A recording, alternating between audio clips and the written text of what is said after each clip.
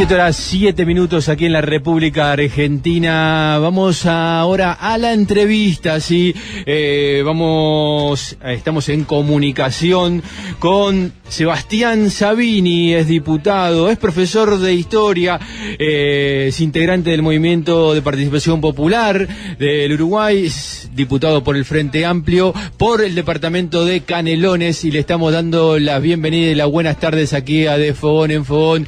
¿Qué tal, Sebastián Sabini? Muy buenas tardes. Andrés Correa te saluda. Hola, Andrés, ¿cómo te va? ¿Todo bien? Ahí está, muy bien, por suerte. Bueno, aquí un lindo día, una linda jornada en Buenos Aires, fresco, pero está lindo. Me imagino que habrá sido una gran jornada por el tema de la juntada de firmas ahí en Canelones. Sí, la verdad que estos últimos 15 días se nota mucho el entusiasmo de la gente para firmar, ¿no? Los uruguayos somos bastante de dejar para el último momento todo.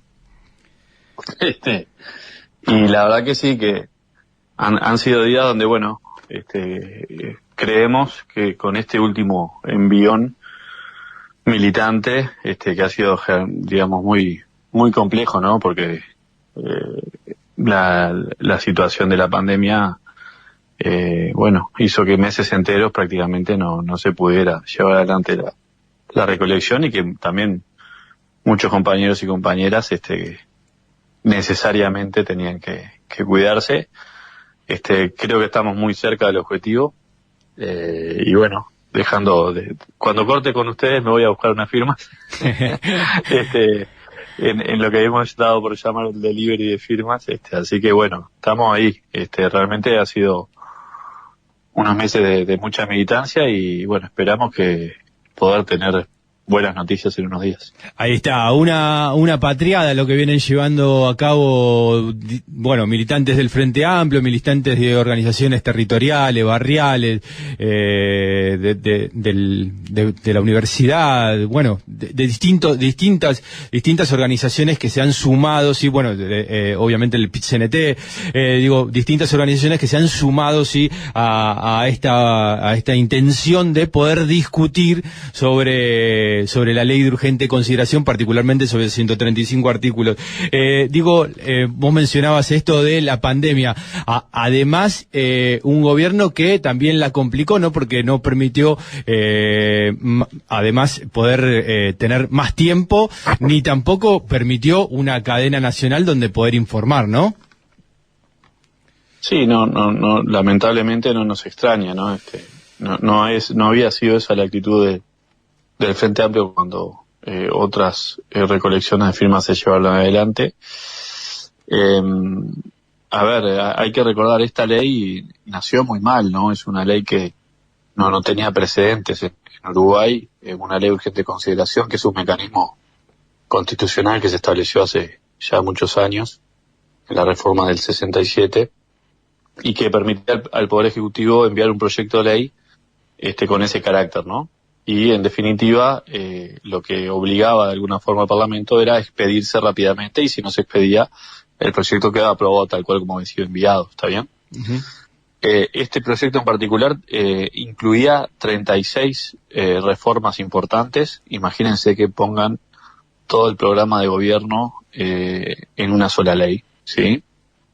Y que eso se tenga que negociar entre la coalición de gobierno y luego con lo que pueda decir la oposición, en este caso nosotros, en 45 días, ¿sí?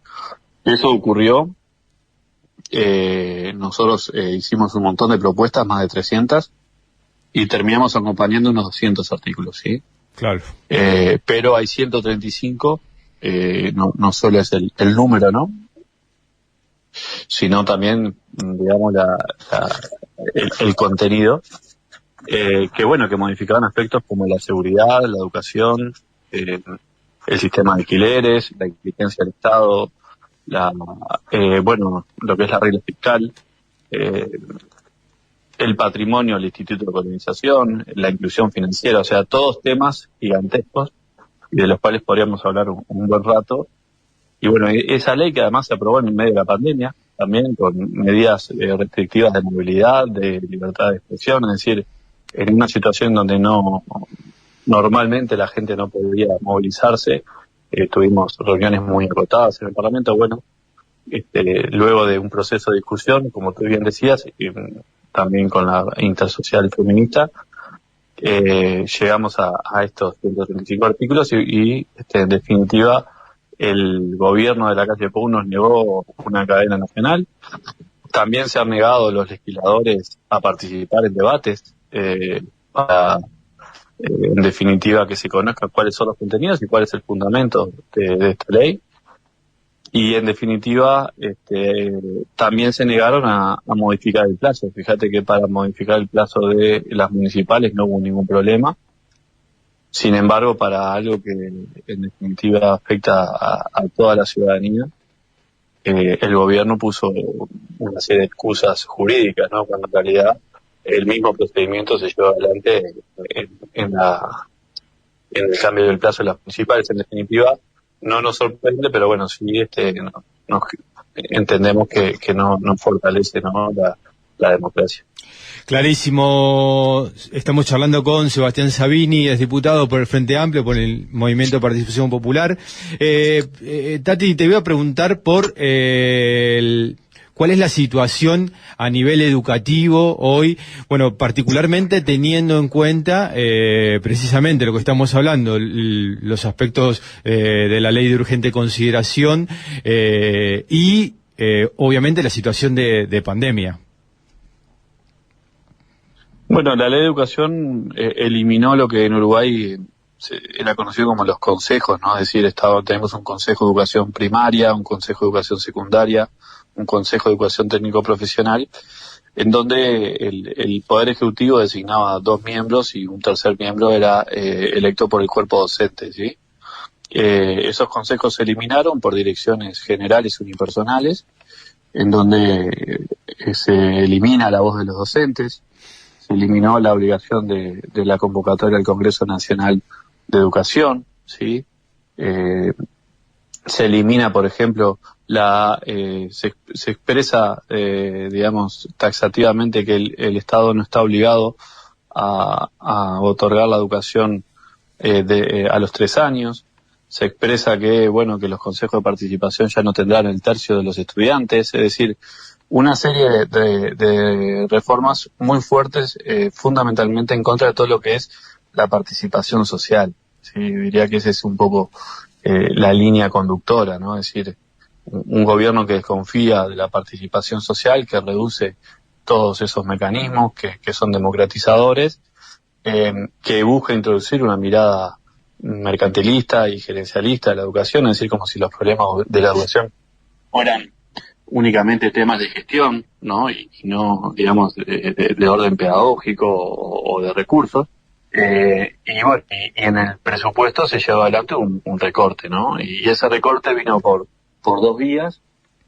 Una vía que fue la reducción salarial de los trabajadores, es decir, en Uruguay algo así como el 25% del presupuesto nacional está destinado a la ANEP, a la educación. Y allí una rebaja de un 5% de los salarios de los docentes.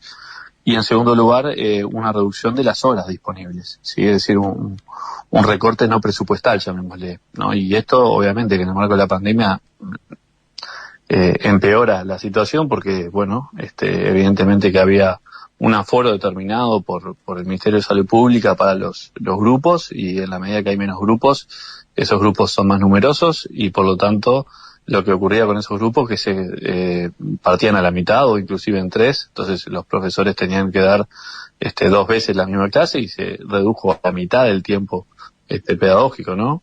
Y a su vez, bueno, recién ahora estamos retornando el 12 de julio al retorno de la educación media. Entonces, en el medio de la pandemia se produjo un recorte muy fuerte de los recursos a la educación, y paralelamente no se tomaron medidas, por ejemplo, en todo lo que tiene que ver con lo que es la salud mental de los chiquilines, el acompañamiento, el apoyo, en donde, bueno, prácticamente hubo gurises que no tuvieron clase este año, y el año pasado fue muy complejo también.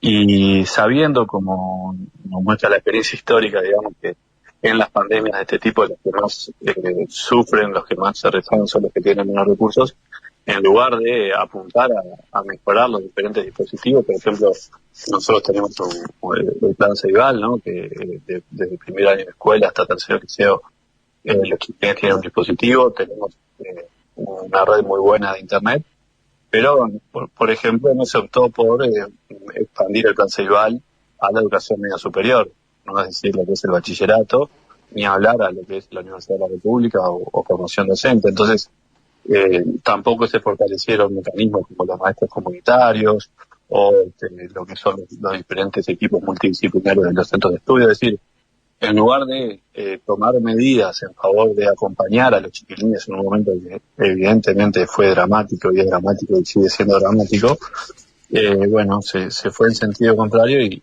es muy probable que estemos pagando en el mediano plazo costos muy altos en materia de educación, y fundamentalmente los que llevaron la carga, el peso de la crisis y de la pandemia son los jóvenes, son los niños, porque aquí se cerraron las escuelas, se cerraron los teatros, se cerraron los cines, se cerraron los gimnasios y todo lo demás quedó abierto, ¿no? Es decir, todo lo que son los centros comerciales, los bares e inclusive, bueno, los cultos se mantuvieron. Entonces, la carga fuerte de la reducción de la movilidad estuvo sobre los hombros de los niños y de las niñas, ¿no? Entonces, esa decisión, a contrapelo de lo que proponía aquí el GACH, ¿no? El Grupo Asesor Científico Honorario, donde sí decía, bueno, que de alguna forma que las escuelas y los liceos sean lo último en cerrar y lo primero en abrir, ¿no?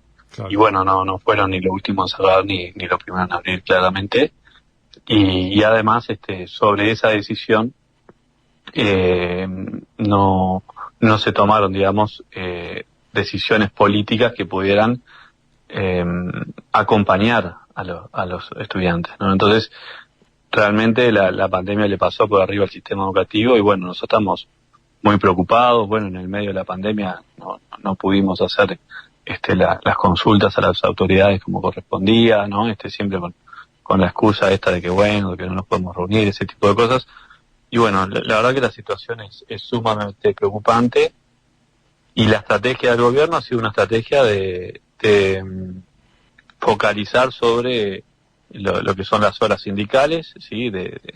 En particular de un docente, y formar una comisión investigadora y hacer un gran circo mediático con eso cuando al día de hoy hemos perdido decenas y decenas de horas, ¿no? Es decir, estamos hablando que esa comisión está investigando 200 horas de un docente cuando a principio de año ya sabemos que por mes perdimos 8.000 horas de docencia directa de aula, ¿no? Y que hay 5.000 horas sin elegir porque simplemente las autoridades no las ponen a consideración. Entonces hay una situación mediática en donde el gobierno maneja, digamos, la agenda de medios e impone temas, ¿no? Y en materia educativa han logrado poner este tema sobre la mesa como las horas sindicales como el gran problema, cuando en realidad hay chiquilines, más de la mitad, lo sabemos, ni siquiera se están conectando. Entonces esto es como cuando entra un bazar, ¿no? Un elefante rompe todo y vos te preocupás porque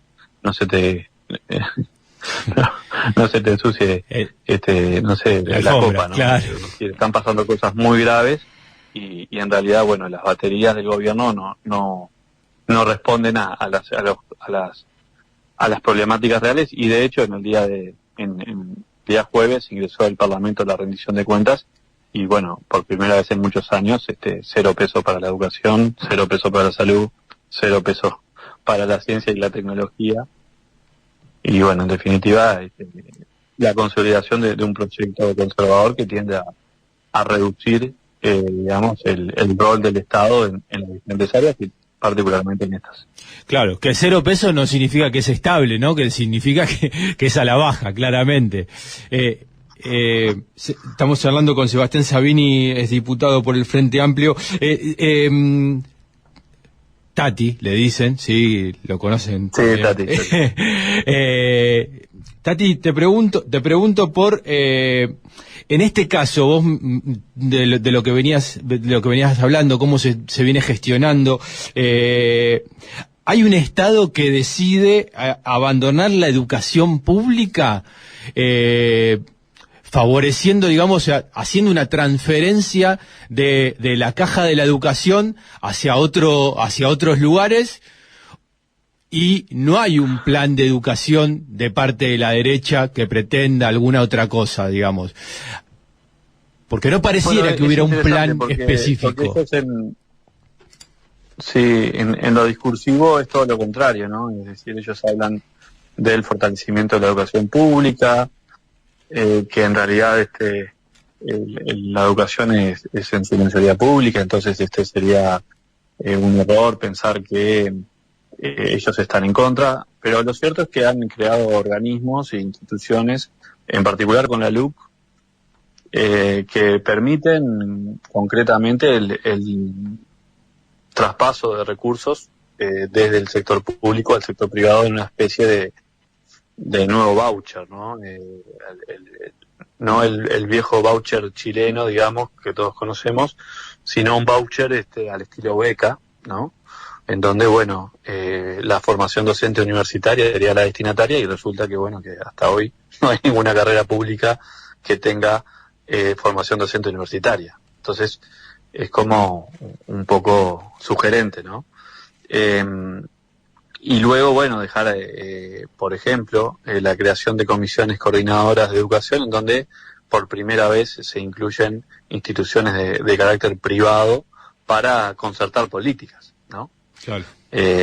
Lo cual, digamos, parece extraño en un Estado como el nuestro, que es un Estado laico, que no profesa ninguna religión, que sí permite la educación religiosa en las instituciones privadas, pero que sus políticas públicas las define, digamos, los representantes de la nación, ¿no?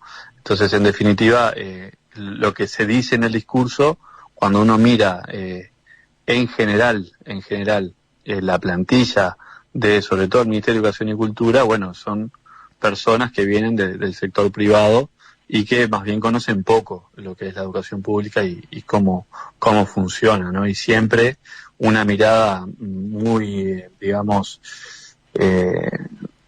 muy violenta, ¿no? Muy persecutoria hacia los docentes, por ejemplo, se modificó lo que es el concepto de laicidad de la ley de educación, ¿no?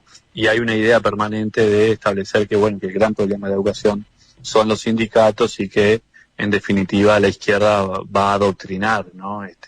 A los estudiantes a través de sus docentes, una idea que casi que obsesiona, diría, claro, al ministro y a algunos de los legisladores, y lo cual pone, digamos, en un lugar de muy difícil resolución para la construcción de un verdadero diálogo nacional, ¿no? En torno a la educación, porque en definitiva pone los problemas donde no lo están, subestima a los estudiantes como si los estudiantes fueran simplemente, ¿no? Una tabla rasa donde el docente le dice que tiene que ser marxista y va a ser marxista porque el docente lo dice, que además obviamente que eso no pasa, digamos, en las clases, pero con ese nivel es con el que estamos discutiendo, ¿no? Es decir, muy lejos de generar las respuestas que estamos necesitando. Obviamente Uruguay tiene un montón de problemas en materia educativa, pero a pesar de esos problemas, en los últimos 15 años se habían saldado algunas deudas históricas, ¿no? Por ejemplo, o empezando a saldar, digamos, ¿no? Con un montón de chiquilines, sobre todo, por ejemplo, a nivel universitario, en donde más de la mitad de los universitarios actuales son de primera generación.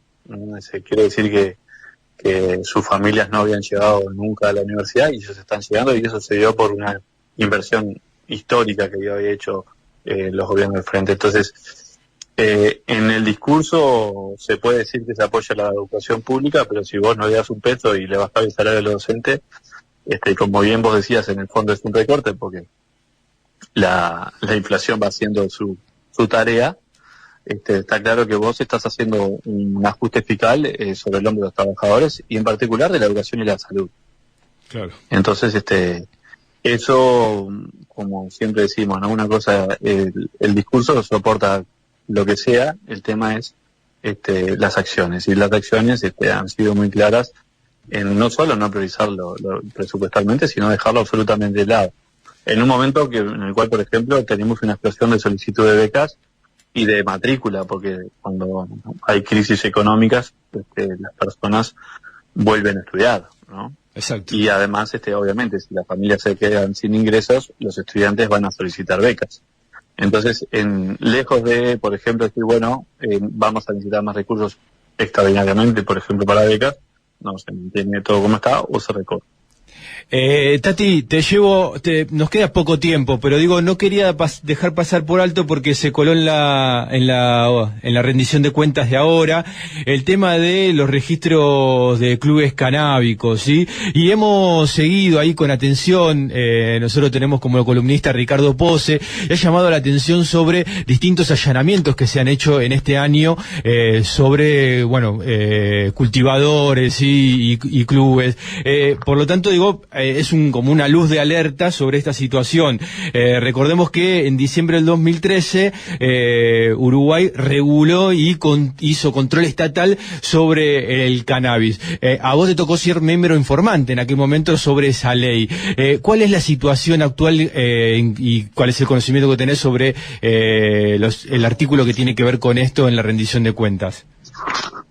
Sí, no son solo los clubes, ¿no? Sino también todos los autocultivadores. Estamos hablando de alrededor de unas 30.000 personas. Es un artículo que esperamos que sea retirado por el gobierno. El actual presidente en 2010 presentó un proyecto de ley sobre autocultivo, y cuando empezamos a discutir el proyecto que habíamos armado y después que presentó Pepe, él decía que el registro era propio de sociedades fascistas, ¿no? Sin embargo, el registro que creamos es un registro que protegía la identidad de las personas, que definía el dato como un dato sensible, ¿no? En atención a lo que dice nuestra Constitución, que todas las actividades privadas no van a estar fuera del poder de los magistrados, fundamentalmente, ¿no? Y acá lo que se quiere hacer es pasar esa base de datos al Ministerio del Interior, y que justamente puedan caer, digamos, que el contralor que lo hacía el Instituto de Regulación y Control del Cannabis, ahora lo haga el Ministerio del Interior con la policía, ¿no? Lo cual desdibuja totalmente lo que es la estrategia de la política de drogas, porque en definitiva, si a vos te dicen que te vas a registrar y que va a caer la policía para ver si tenés 4 plantas, seguramente no te vas a registrar, ¿no?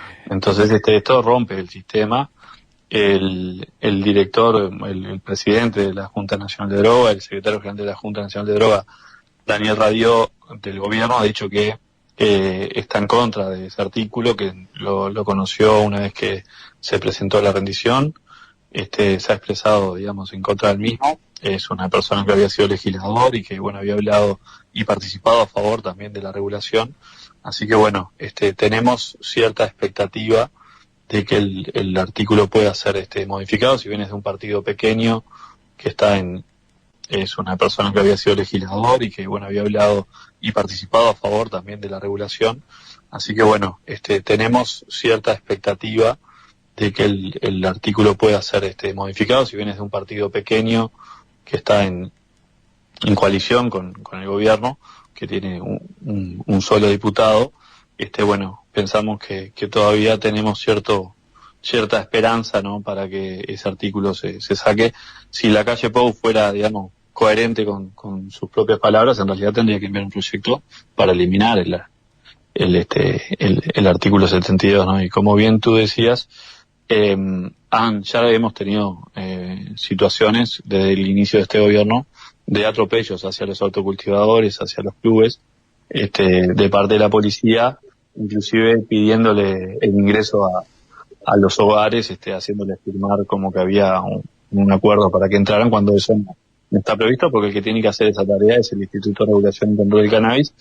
Y en nuestro país, para que la policía ingrese a una casa, tiene que tener una orden judicial, ¿no? Claro. Y eso es otro punto que es importante, ya que en la actualidad el Ministerio del Interior puede acceder a esos datos siempre y cuando sea en el marco de una investigación en particular, ¿no? Entonces, no tiene mucho sentido y parece más un capricho de algún jerarca por ahí que quiere dejar su huella, ¿no? Exactamente. Te agradecemos mucho la participación. Hablamos con Sebastián Sabini, Tati, sí, diputado por el MVP, por el Frente Amplio del Uruguay, por el departamento de Canelones. Y bueno, esperemos ahí que pronto pase esta planadora de la pandemia, y si te tenemos por Buenos Aires, más que invitado aquí el estudio Patrick Rice de Radiográfica para seguir charlando largo y tendido sobre política del Uruguay y la región, por supuesto. Te agradecemos muchísimo la pasión, Sebastián Sabini. Gracias a ti. Y mira, la última a Buenos Aires fui así rápido y volví rápido. Fue 13 a ver un Talita hablar de pensionar. Y cuando llegué acá a Montevideo se evitó la pandemia. Se cerró todo. Espero volver. Ahí está. Bueno, te agradecemos mucho la participación y bueno, nos estaremos viendo o encontrando, por supuesto, y consultándote, sí, sobre las cosas que tengan que ver con Uruguay en otro momento. Gracias siempre. Dale, a las órdenes. Ahí está, pasaba Sebastián Tati Sabini, sí, diputado por el MVP, por el Frente Amplio del Uruguay, hablando sobre la situación actual de la coyuntura del Uruguay.